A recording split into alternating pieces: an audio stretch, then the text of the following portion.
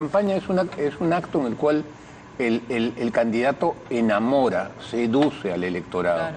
Entonces no se seduce, no se enamora con odio, sino con amor. Pero ahí Entonces hay que transmitir eso, ¿no? Estaba diciendo, no estaba hablando de mucho amor, que digamos, ¿no? Ah, por supuesto O sea, que no. más bien su idea en ese momento no era ir por el amor, sino Lo que por pasa, la confrontación.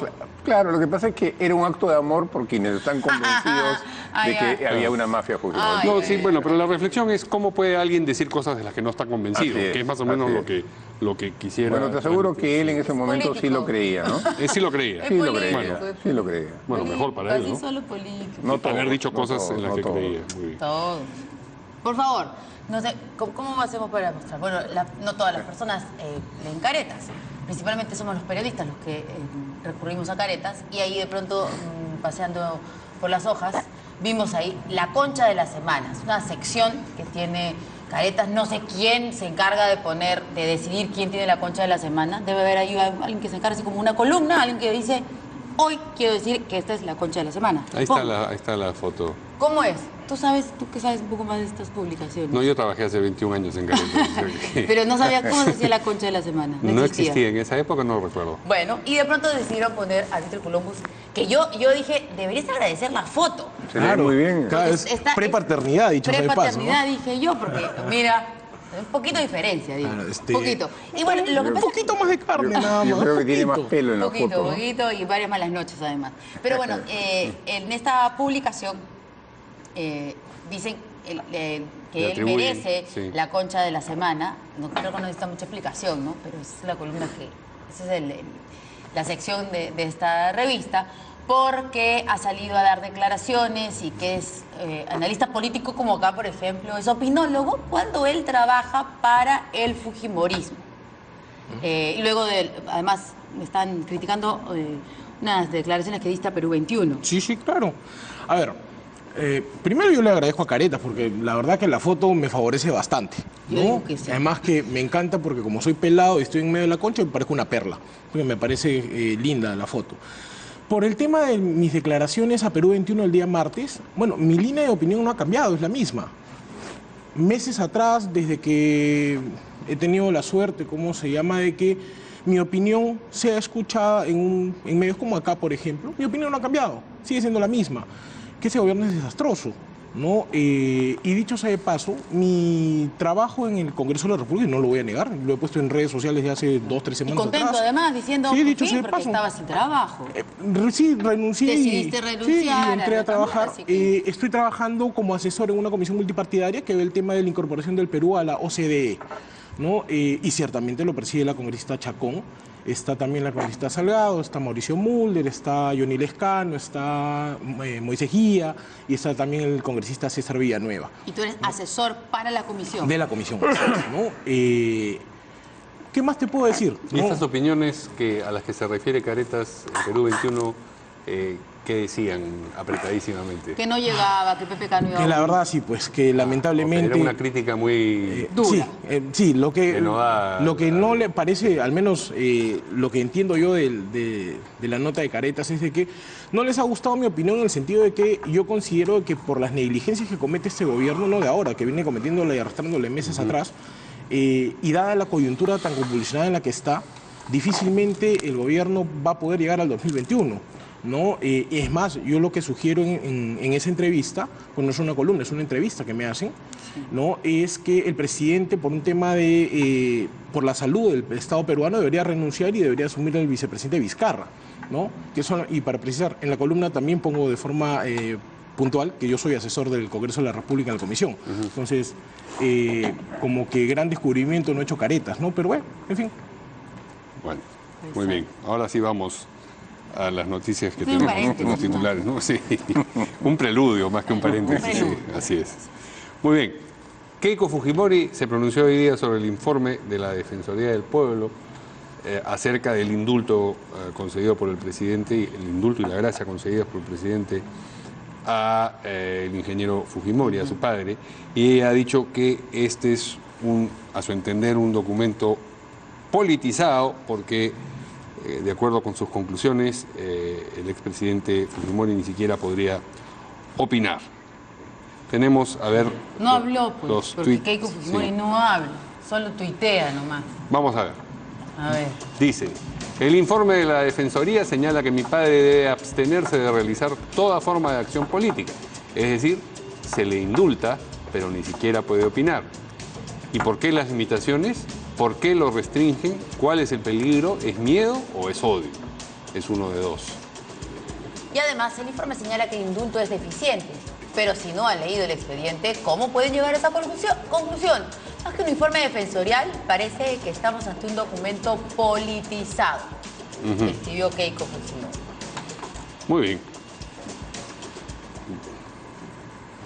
¿Qué te parece esa opinión atinada? Mira, yo creo que el defensor del pueblo ha confundido su función. Su función es defender derechos, no restringirlos. No tiene ninguna autorización para restringir derechos. Es más, el indulto, que es un acto de clemencia en este caso porque es un indulto humanitario, no supone que tenga restricciones, por ejemplo, a la libertad de expresión, que es un derecho universal. Lo tiene todo el mundo, piense lo que piense, ha hecho lo que haya hecho. Yo creo incluso que los presos tienen derecho a la expresión, porque si uno se siente inocente, tiene todo el derecho de opinar respecto a su inocencia. Entonces, y lo hacen. Entonces, este informe es un despropósito. Es una cosa absolutamente inadecuada cuando estamos frente a un caso ante la Corte Interamericana, que obviamente va a tener un impacto, porque los informes de los ombudsman o de los defensores del pueblo son muy valorados en la Corte. Pero acá, ¿qué tenemos? Un informe que no defiende el derecho a la vida. El dictamen médico dice con mucha claridad sobre Fujimori que si sigue en la cárcel puede morirse. Y dice que recomienda el indulto humanitario. El Estado tiene la obligación de proteger el derecho a la vida y también tiene la obligación de sancionar a los responsables, pero no puede, digamos, proteger los dos derechos al mismo tiempo. Entonces tiene que privilegiar uno. ¿Y qué se privilegia entre la obligación de sancionar y el derecho a la vida?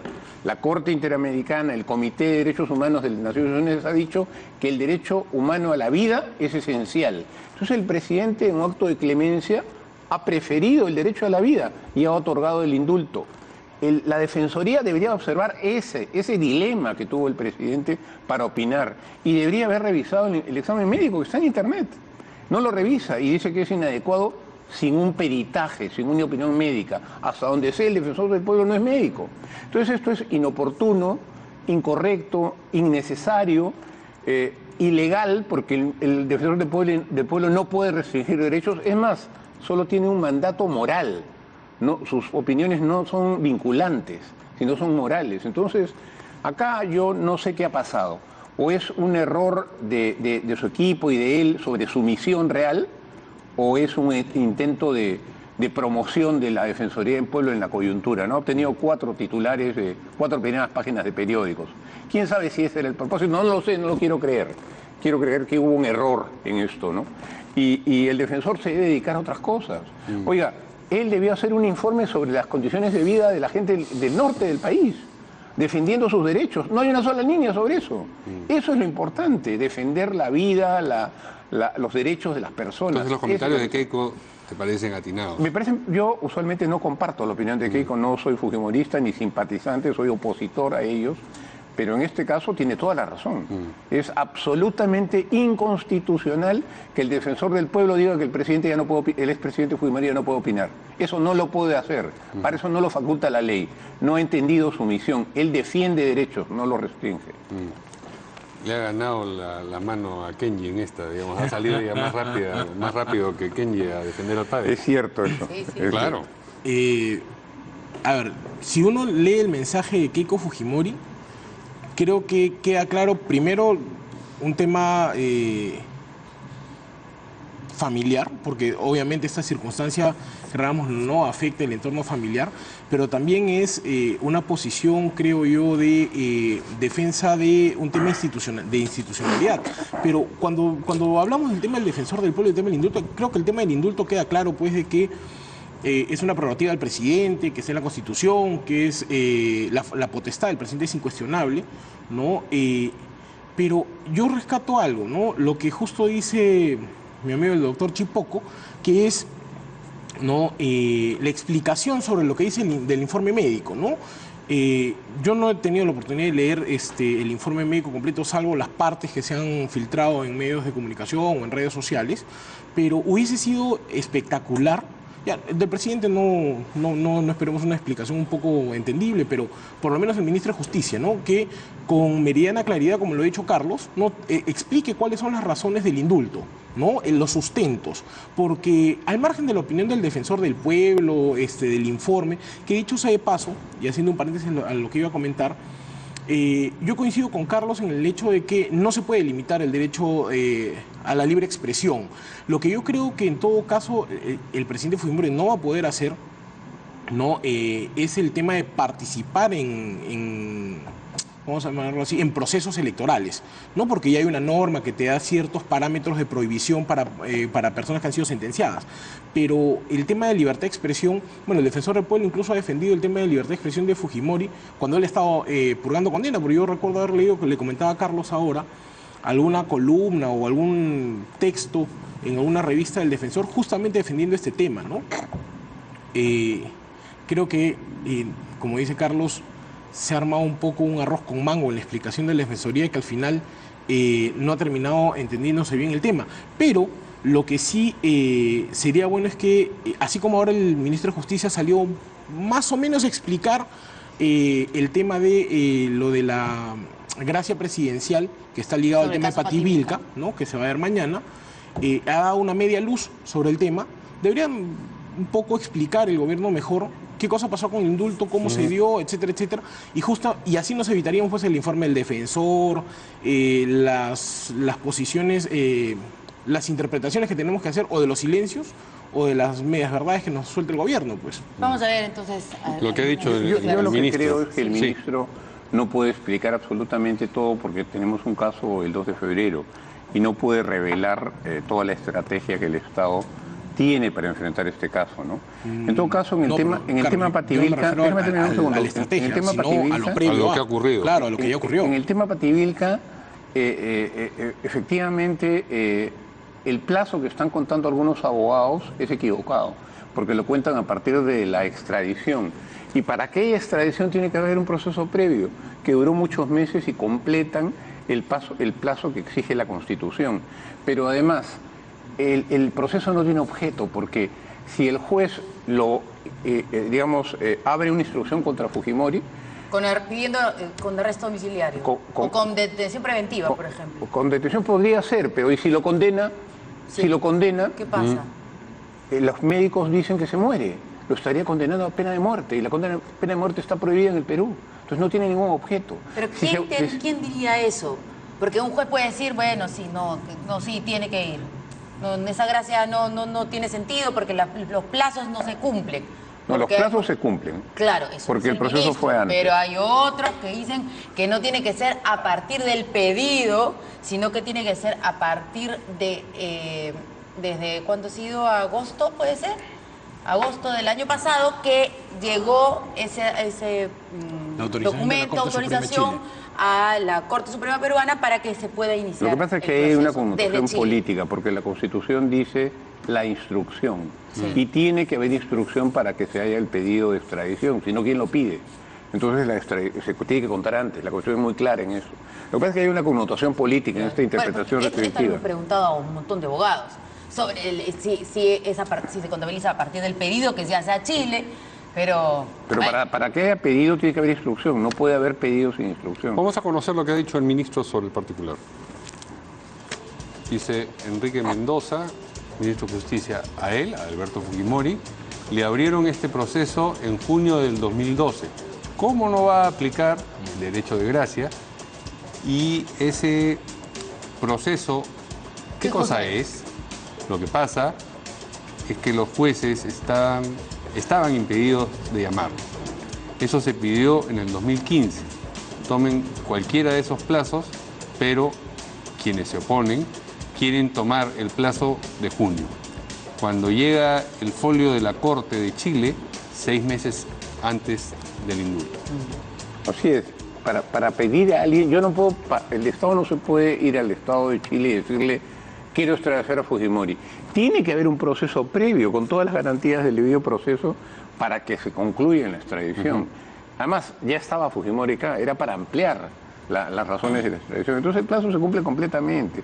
Los que dicen que no son en realidad los que quieren, los que están en contra del indulto y en contra de esta clemencia que ha dado el Estado peruano, Y ¿no? si los jueces están también en contra del indulto, podrían decir, no, tenemos que abrir acá Bueno, instrucción y bueno, el podría señor, perfectamente- aceptamos el pedido de la Fiscalía de 25 años de prisión preventiva mientras dure el proceso. Imagínate, Imaginemos que le sucede. declaren presión preventiva y los médicos, no cuáles médicos, los médicos que manda la ley antes del gobierno, los médicos de la región de salud de la zona donde está el penal, han dicho que se muere si queda que está en peligro de muerte. Entonces, ¿cómo puede un juez en realidad condenarlo a muerte con la detención? Porque lo condena a muerte. Ya, pero ¿qué pasa? O sea, imaginemos pasa si que sucede interpone? esto, porque Sí. son dos alternativas. Una, que tomen los plazos que está hablando el propio ministro, ¿no es cierto?, 2015 o 2012. Y la otra es que el plazo para ver si corresponde o no el derecho de gracia a partir de junio del año pasado, que no cuadra, ¿no es cierto? Entonces, imaginemos que el juez dice, el plazo es desde junio del año pasado, no hay un tiempo suficiente. Entonces, aceptamos el pedido de la Fiscalía de 25 años Y le damos orden de detención provisional. sí. ¿Quién podría decir, oye, eso es condenarlo a una pena de muerte y la pena... ¿Quién Un diría juez eso? constitucional. Pero alguien tendría que ir a solicitar eso. Por supuesto, habría que Ok, pedir un o sea, amparo. esto ya depende de Yo dudo del mucho abogado. que un juez se arriesgue a ser el ejecutor, el verdugo de Fujimori, y lo mande a cárcel sabiendo que hay una opinión formal, oficial de un médico, diciendo que se muere en la cárcel, que se puede morir en la cárcel. Dudo mucho que lo haga, quizás no por la espectacularidad, pero es bien complicado. Mira, yo coincido con el análisis de Carlos, pero yo no estaría tan seguro de que no hay un juez que por ahí se aventure a desconocer una resolución que tiene la condición de cosa juzgada conforme dice la Constitución y diga, bueno, no reconocemos el tema de la gracia presidencial y hay que incorporar al expresidente Fujimori en la instrucción y seguir adelante con el proceso. Y la verdad que la teoría o la tesis que plantea Verónica no es algo que esté fuera de un cálculo de posibilidad, porque es más, como un ejercicio académico entre varios docentes de la carrera de Derecho hemos discutido sobre el tema y sí se ha esbozado esa posibilidad, ¿no? Ahora, el tema es que si es que alguien acoge el pedido y se da una prisión preventiva para Fujimori, ciertamente, más que por el tema de la enfermedad, creo que por el golpe al estado de ánimo del expresidente, sí, pues le podría causar complicaciones fatales incluso, ¿no? Pero una vez más, insisto, este tema no estaría discutiéndose si es que la resolución sí ciertamente hubiese estado un poquito mejor sustentada, ¿no? Porque ¿Sustentada o explicada?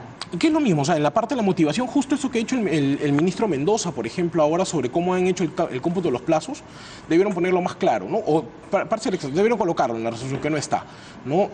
Ahora, la discusión sobre cuál de los plazos se va a hacer, como dice Carlos, una es desde que se instauró o se inició la instrucción, o desde que la Corte chilena autoriza a procesar a Fujimori, porque es recién ahí desde que lo incorporan al proceso formalmente, ¿no? Entonces, yo en lo personal me apego más a la primera tesis, ¿no? Que se computa desde el 2012 también, pero esas son pues ha sido digamos así, un ministro poco prolijo, pues Mendoza, en no dar una asesoría legal completa pues a nuestro poco prolijo presidente también, ¿no? Bien. Y ojalá que no me saquen otra la próxima semana, después de lo que estoy diciendo. Ajá, ¿por qué no? Está divertido. Bueno, vamos a ver qué es lo que ha dicho el ministro de Vivienda, ¿sí? No, nos dice la producción. Vamos a una pausita rápida. Vamos a una pausa y regresamos.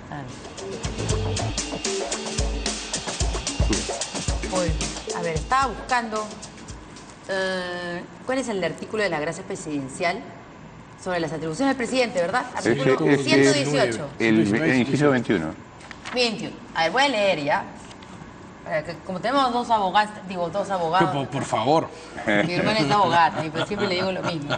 Ella también seguro los periodistas no saben nada. Siempre los abogados dicen lo mismo. Bueno, conceder indultos, atribuciones presidenciales, conceder indultos y conmutar penas. Ahí está todo muy bien. Ejercer el derecho de gracia en beneficio de los procesados, que es el caso de Fujimori, ¿no es cierto? Que había un proceso en curso, ¿no? Un proceso en curso en realidad, no un pedido. Dice, ejercer el derecho de gracia en beneficio de los procesados en los casos en que la etapa de instrucción haya excedido el doble de su plazo más su ampliatorio. Traducción, por favor, abogados, para los que no somos abogados felizmente.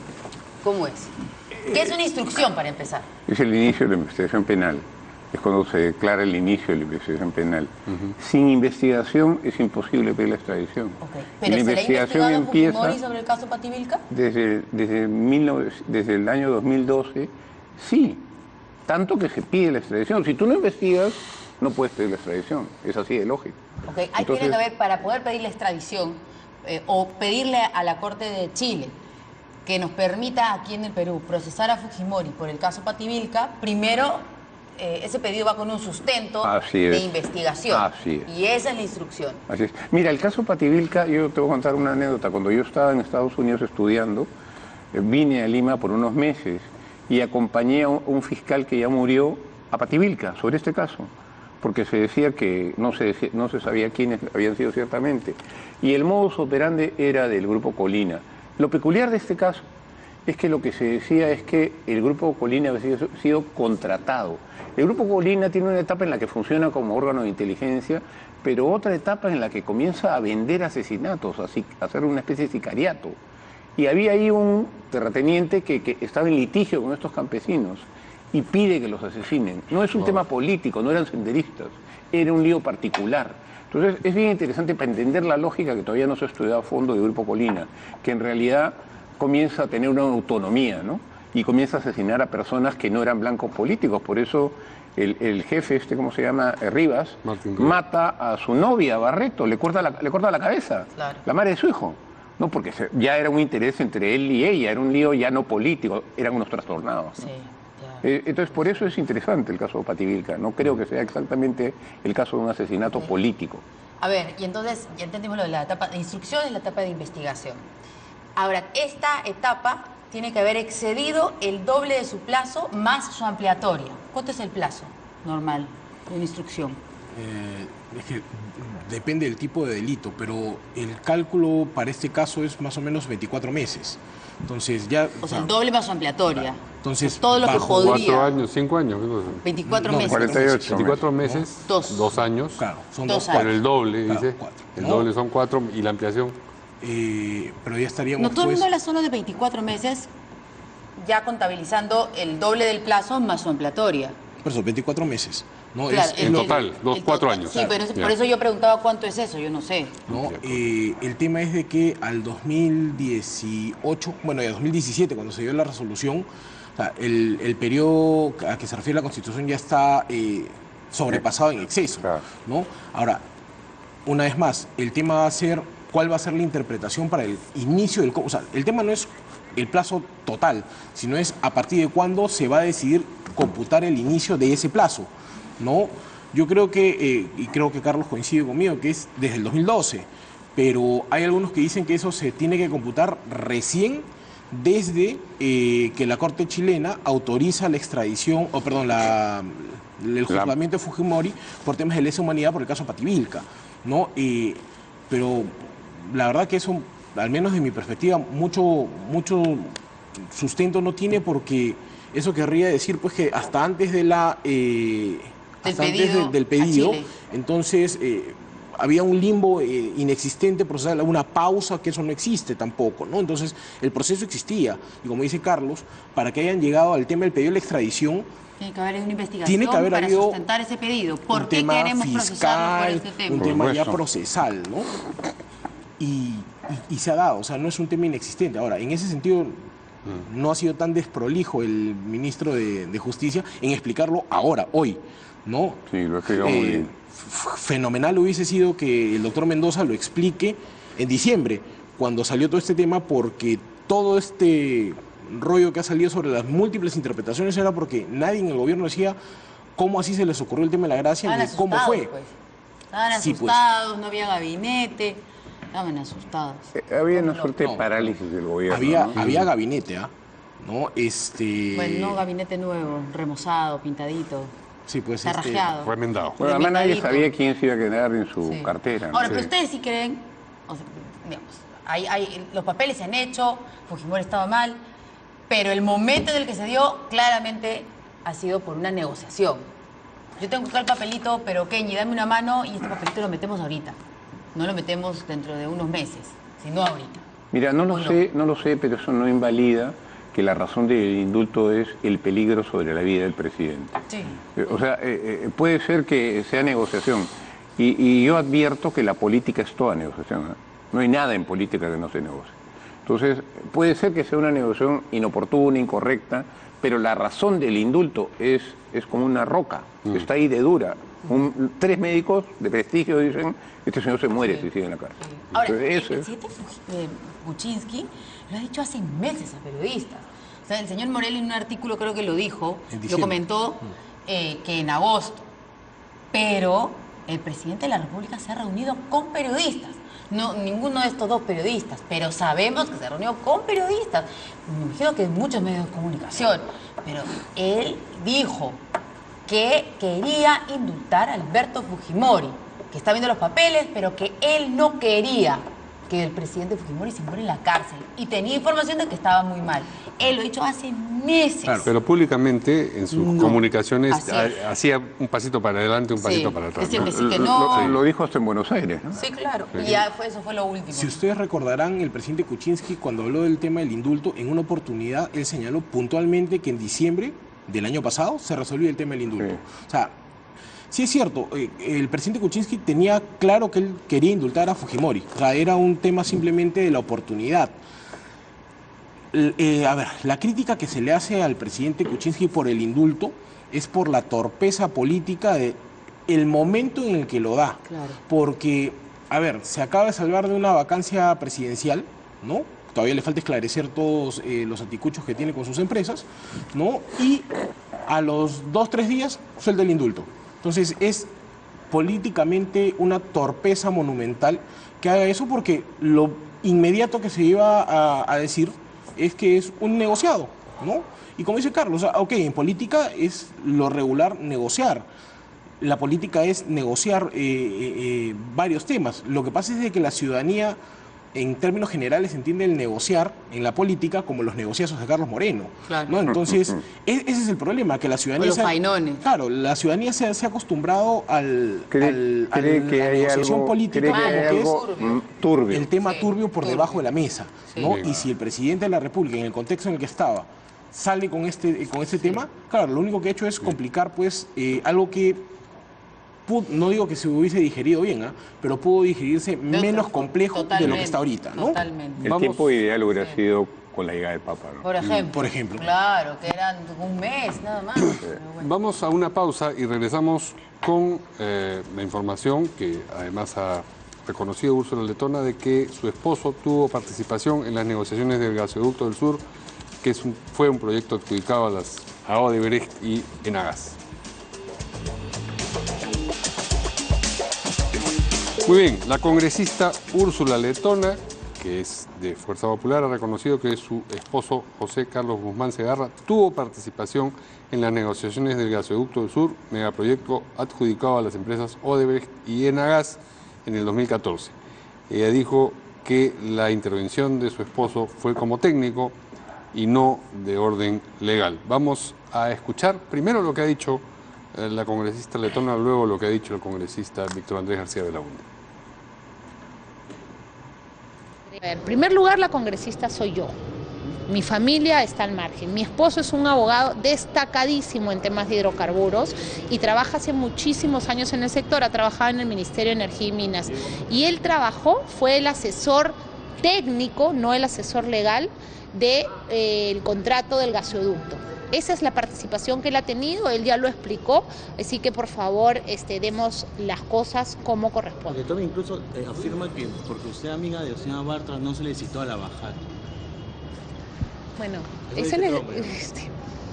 ¿qué puedo decir al respecto, no? La Defensoría del Pueblo ha recomendado que Alberto Fujimori no intervenga. Bueno, a lo que se refiere es a la intención de invitarlo a la Comisión Lavajato, que es una intención anunciada por el congresista Víctor Andrés García Belaúnde, que pertenece a la comisión. Escuchamos eso y luego comentamos. Yo voy a pedir que se le cite. La primera la próxima sesión de la Comisión de Lavallato voy a pedir que se le cite para que nos diga exactamente cuál ha sido su intervención en el contrato del gas, que es de los peores contratos que se han hecho en el Perú, el de mayores irregularidades y corruptelas, conforme se está viendo todos los días. Hay que recordar que el tema del gas, desde el primer día hasta el último día, estuvo metido Odebrecht, cambiando de modalidad y de empresa, y que la que se gana la licitación del gas, del primer gasoducto de Kuntur, es una empresa, Kuntur, que se constituye en el Perú con 400 soles de capital social, 400, y la constituyen 2 estudiantes de Derecho. Muy bien. ¿Qué impresión tienen? ¿Supone algún problema que haya participado? Mira, la verdad me parece que en el país se está cultivando, un poco por las opiniones, por la polarización política, la cultura de la sospecha. O sea, no por trabajar en Graña Montero o trabajar en Odebrecht uno es un delincuente, ¿no es cierto? Hay muchos estudios famosos que han sido abogados de Odebrecht y están fuera de toda duda su honradez. La inocencia es la presunción en las sociedades democráticas. La culpabilidad tiene que demostrarse. Y puede decirse que ese señor trabajó y tendrá que hacer su declaración porque trabajó y fue un técnico de diseño que tiene que ver el diseño y tiene que ver con la valorización, ¿no es cierto? Y por ahí tiene una opinión el señor, de repente útil incluso para hacer la investigación. No hay que tener temor a ser investigado, pero decir que porque trabajó ya es un delincuente o puede ser un delincuente o encubrió algo, me parece un exceso. Eso no es una práctica democrática, ¿no? Eso me parece un error. Mira, a ver, en el caso de la congresista letona, yo creo que lo más sano sería de que su esposo vaya a la comisión, si es citado, y simplemente informe lo que técnicamente hizo, ¿no? A ver, en los procesos de contrataciones en el Estado, más aún si son temas de concesiones tan complejas como el tema de gas y demás, ¿no? El tema de hidrocarburos, no solamente es uno, son decenas o cientos de profesionales que participan, que puede ser para el tema financiero, puede ser para el tema de la estructuración de bases, etcétera. Pero ahí, independientemente de la participación que haya tenido el esposo de la congresista letona como consultor o como abogado externo, como lo que haya sido, el problema es de que cualquier cosa que tenga que ver con Odebrecht o con las empresas brasileras o que suene a Lavallato, ¿no? Inmediatamente lo que hace es que piensen, hay alguna cochinada por medio, ¿no? Y en el contexto, pues, en el que, al menos para mí, en el que se está pidiendo, pues, que la señora Bartra salga a la comisión y todo este tema de la presidencia, de alguna manera jala el tema, pues, de que vincular este tema con algo que tenga que ver con Fujimorismo para de alguna manera también decir, oye, mejor que salgan ellos de la comisión ya, porque incluso el esposo de la congresista está siendo investigada, ¿no? que es una posibilidad también. Pero al margen de ello, la participación del esposo de la congresista letona creo que no va a aportar mucho a la investigación, porque si es un tema de, por ejemplo, diseñar un contrato, lo puede hacer un abogado, pero el problema no es diseñar el contrato, sino es finalmente cómo pervierten el tema de las cláusulas. ¿Cuál fue su participación? A ver, exactamente. Todo es con unas declaraciones del señor Edgar Ramírez. El señor Edgar Ramírez, que era presidente del comité de selección del proyecto del gasoducto de Proinversión. ¿Ya? Él está siendo investigado en la fiscalía y él aparentemente no respetó algunos plazos y envió una carta comunicando a un consorcio que el comité que presidía había tomado la decisión de descalificar su propuesta. Se desestimó a un consorcio, que no era Odebrecht, ¿cierto? Ok. El señor Ramírez está investigado en la Fiscalía Anticorrupción. En su declaración, al que tuvo acceso Perú 21, es lo que estoy leyendo, este señor Ramírez de Proinversión acepta que su empresa prestó servicios en el pasado a Kuntur y a Odebrecht, hasta abril de 2012. Además, en el interrogatorio el señor Ramírez argumentó que decidió descalificar al CGPS, otro consorcio que estaba postulando para el gasoducto, y de la misma manera Odebrecht, que luego ganó, luego de recibir los informes legales de 2 estudios de abogados que argumentaron que procedía su descalificación. Y bueno, es el esposo de la señora Úrsula Letona, uno de los abogados que debe haber hecho un estudio técnico, es lo que ella nos está contando, y que aconsejó cierta proinversión de que efectivamente esa empresa descalificaba para lo que se tenía que hacer en el gasoducto. Pero ahí, si me permites, Verónica, Mario, si es así, entonces para mí es mucho más claro, porque, a ver, en la administración pública tú le puedes preguntar a 500 abogados, 500 estudios o 1000 profesionales. Si la decisión estuvo bien o mal, la responsabilidad es del funcionario que tomó la decisión, ¿no? Si es esa la circunstancia, tal cual lo has leído, entonces el esposo de la congresista Letona tranquilamente podría decir, bueno, sí, yo fui, opiné A, B o por C, esto, sustentado en esto, y si tomaron la decisión o no, fueron ellos, ¿no? Porque si no, por ejemplo, bajo la lógica que por ahí en redes he leído algo, entonces tendríamos que echarle la culpa del tema de la IRS y todo al pobre doctor Monroy, ¿no? Que fue el que sacó el informe legal de los 12 minutos, al menos que él dice que no ha sido así, dicho sea de paso, ¿no? Y no pues proinversión, el gobierno de Toledo y demás. Entonces, con mucho mayor razón creo que el esposo de la congresista que vaya simplemente precise y al caso en todo caso copia su informe, ¿no? Y por un tema de transparencia yo creo que los informes profesionales no son vinculantes. Uno los puede seleccionar, acoger o no. El responsable es el funcionario, ¿no? Y nota aparte, los errores de la congresista Letona le pertenecen a ella sola, no a su esposo. No hay que jugar a su esposo. Hay un tuit de la congresista Letona reciente que vamos a compartir con ustedes. A las 6:47 dijo, si creen que atacando a mi familia me silenciarán, están muy equivocados. Mi esposo ya fue a Lavallato y no tiene problemas en volver a ir. Aquí su declaración. Y pone ahí el documento, el link del documento. Que no sabemos cómo ha sido filtrada y está en redes. Uno de dos. El siguiente tuit, por favor, a ver. Dice, fue asesor del Comité del Gasoducto de Proinversión para temas regulatorios de hidrocarburos y de gas natural. No tuvo participación en temas vinculados con las bases que fueron abordados por otros asesores y que es lo que hoy se cuestiona. Claro, o sea que las bases se hubieran arreglado para que calzara justo para que Odebrecht sea el gran ganador. Bueno, eso no hizo el esposo de la señora Úrsula Letona, sino que hizo pero el señor Ramírez está ahí en la fiscalía tratando de sustentar sus decisiones, que es el funcionario de Proinversión, y ahí es que él ha mencionado a algunos abogados que le dijeron que la otra empresa no calificaba. Pero cosa que no lo exime de responsabilidad. Porque el que toma la decisión es él. Totalmente. Mira, un fiscal anticorrupción o un fiscal cualquiera te puede decir que cuando cita a un funcionario del Estado a rendir una declaración por cualquier tema, el funcionario siempre te va a decir, yo no fui, fue TT. No, el asesor, el abogado, vino la orden de arriba, yo no firmé el mail.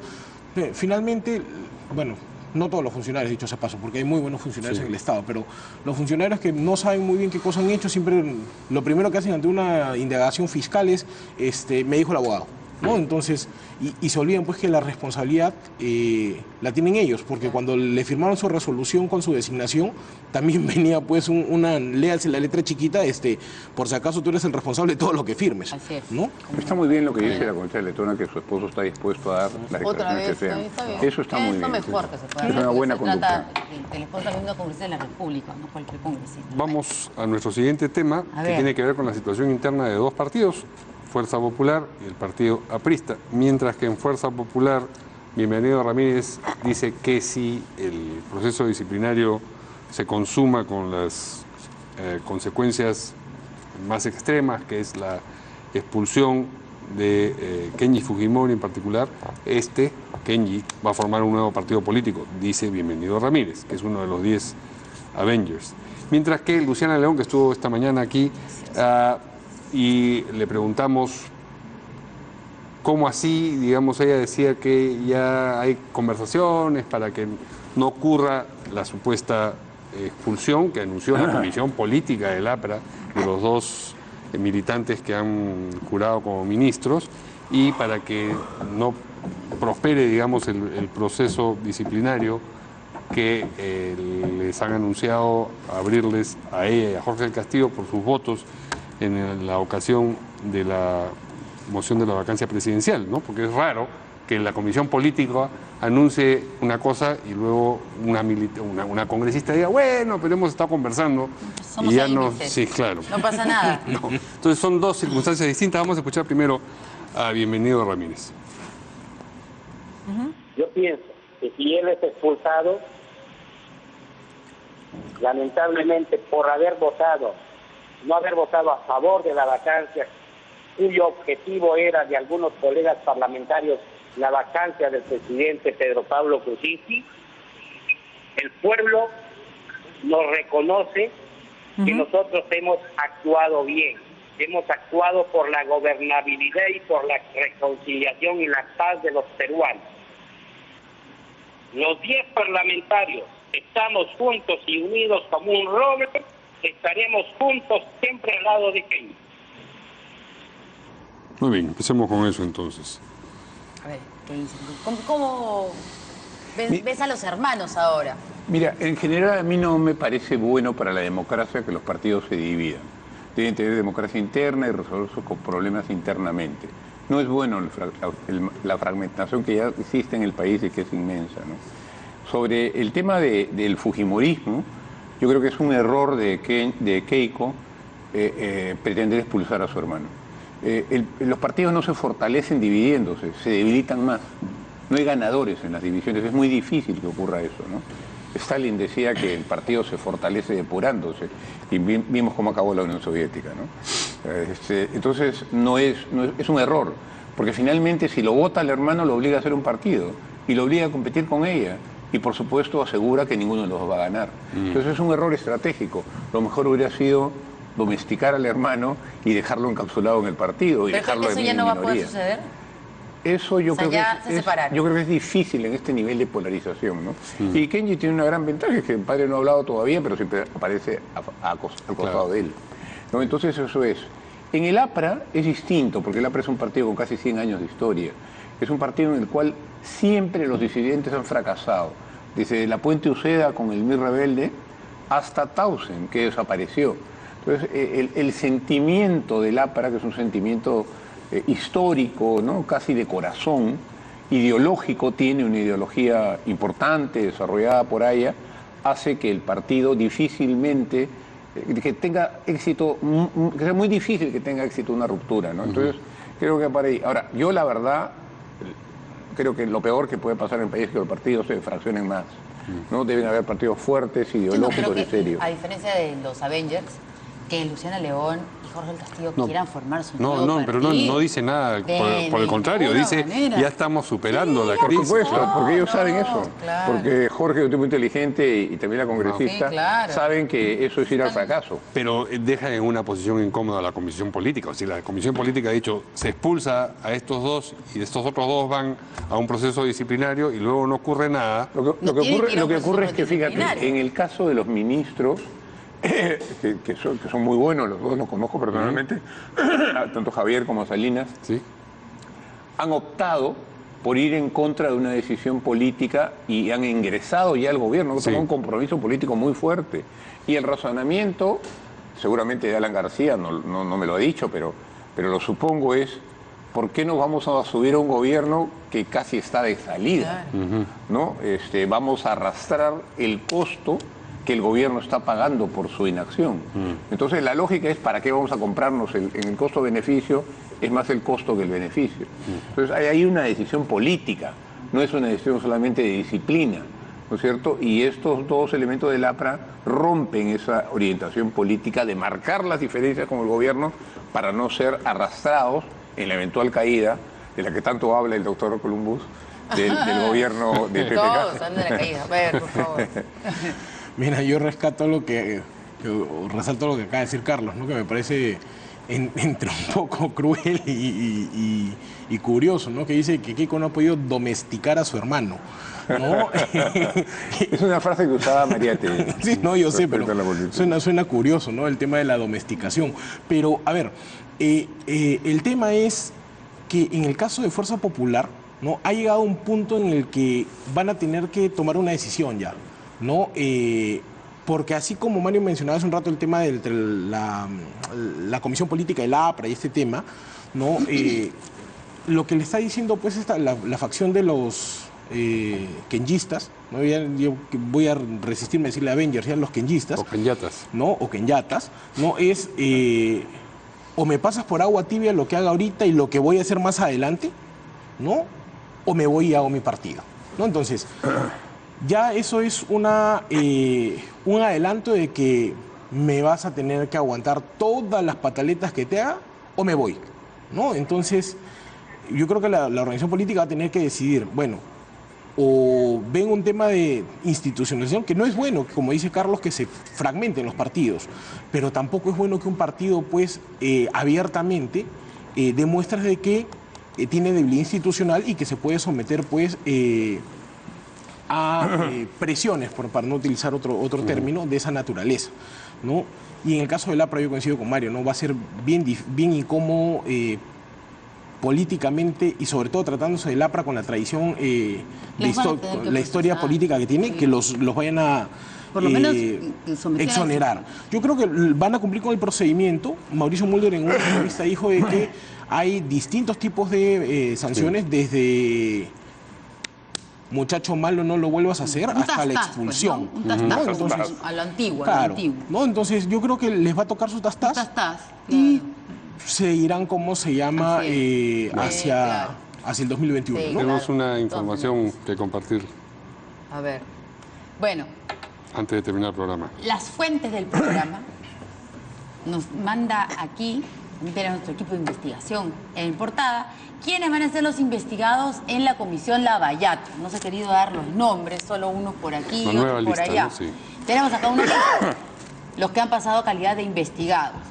Ollanta Humala, Nadine Heredia, Susana Villarán, Cecilia Blume, José Alejandro Graña Miro Quesada, Javier Hernando Illescas, el que era director ejecutivo de Proinversión, Clodomiro Sánchez, exministro de Energías, Lucy Giselle Segarra, exgerente de promoción de inversión privada de Lima. Sí. Gabriel Prado Ramos, Ana Elena Townsend Díez Canseco, Alfonso Felipe Velázquez Tuesta, exministro de Producción, Luis Miguel Castilla, exministro de Economía, Enrique Cornejo, exministro de Transportes, René Helbert Cornejo, exdirector de Proinversión, Carlos Ernesto Fernando Ferrero Costa, expremier, este es el señor Carlos Ferrero. Claro, ¿no? El traductor de Toledo. El que en algún momento se le decía así. Martín Javier Sota Nadal, el exministro del señor Toledo. Jorge Humberto Merino Tafur, exministro de Energía y Minas. Juan Manuel Benítez Ramos, exministro de Agricultura. Hay que hacer hincapié que esta información es extraoficial. Pero yo escuché a Víctor Andrés García Belaúnde hablar de Carlos Ferrero, así que está confirmado. Hoy ha salido en un medio el señor Cornejo y la señora Villarán. ¿Cuál Cornejo? ¿Enrique o el candidato, el que quiere ser candidato. Y el señor Ollantumala en la Heredia, ¿no? Así que... Qué extraño que no haya ningún miembro del gobierno Fujimori cuando Odebrecht ya funcionaba durante el gobierno Fujimori, ¿no? Claro, pero lo que pasa es que sí, puede ser eso, pero dentro de lo que se está viendo en Lavallato, pues es básicamente Toledo, Humala, yo pensé el periodo del presidente García. Sí, ¿no? En realidad, yo no creo que Odebrecht comience a hacer mercaderes con el gobierno de Toledo. Ha estado en el Perú desde la época de Belaúnde y tuvo mucha participación durante la época de Fujimori. No, entonces, hasta ahorita no me parece proporcional. ¿no? Claro, Están apristas, toledistas, pero izquierdistas como Susana Villarán, pero no hay ni uno de Fujimori. Resulta que ahora son los santos de la política peruana, cuando no tienen muy buen pasado, ¿no? Si sale alguna obra del gobierno de Fujimori, se les tendrá que investigar, ¿no? Sí, claro. Pero por el momento es lo que tenemos, que es bastante, dicho sea de paso. Ojalá no sea discriminatorio, ¿no? Gracias a nuestros invitados. Para más. Nos vemos mañana aquí en Portada. Buenas noches.